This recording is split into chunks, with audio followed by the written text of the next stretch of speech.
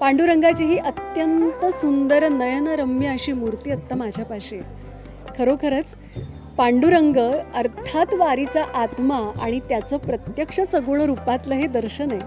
बऱ्याचदा काय होतं, 18-20 दिवसांची पायी वारी करून वारकरी पंढरपुरात जातात. पांडुरंगाचं कधी कधी दर्शन होतं, कधी नाही होत. कळसाला दर्शन करून देखील माघारी फिरतात. हा पराकोटीचा भक्तिभाव आहे. पण काय होतं की इतक्या दिवसांची वारी चालत केल्यानंतर पांडुरंगाचं दर्शन व्हावं, त्याला डोळा भरून पाहावं, आपल्या अंतःकरणातली मागणी देखील त्याच्यापाशी मागावी अशी इच्छा होत असेल.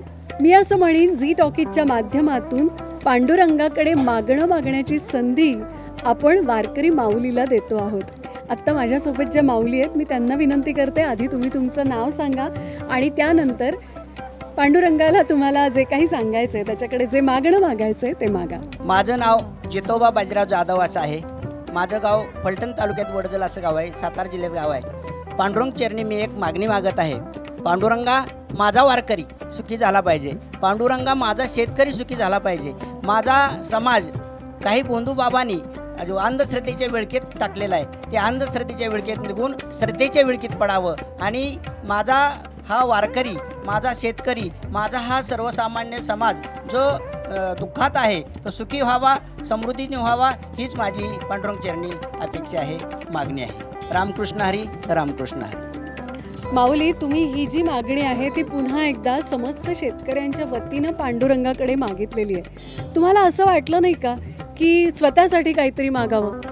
तुकाराम महाराजांनी हीच अट घातलेली आहे, स्वतःसाठी काय मागू नये, मी जगासाठी मागवते. जगाच्या कल्याणात संतांच्या विभूती देहकष्ट भीती प्रकारे दुसरे सुखी झाल्यानंतर मी सुखी होतो, हीच माझी अपेक्षा आहे. म्हणून माझ्यासाठी मला काही मागायचं नाही. धन्यवाद. रामकृष्ण हरी, रामकृष्ण हरी. बा माऊली, आणि तुकोबांनी एक मागणं मागितलं होतं. ते असं होतं की हेची दान देगा देवा, तुझा विसर न व्हावा.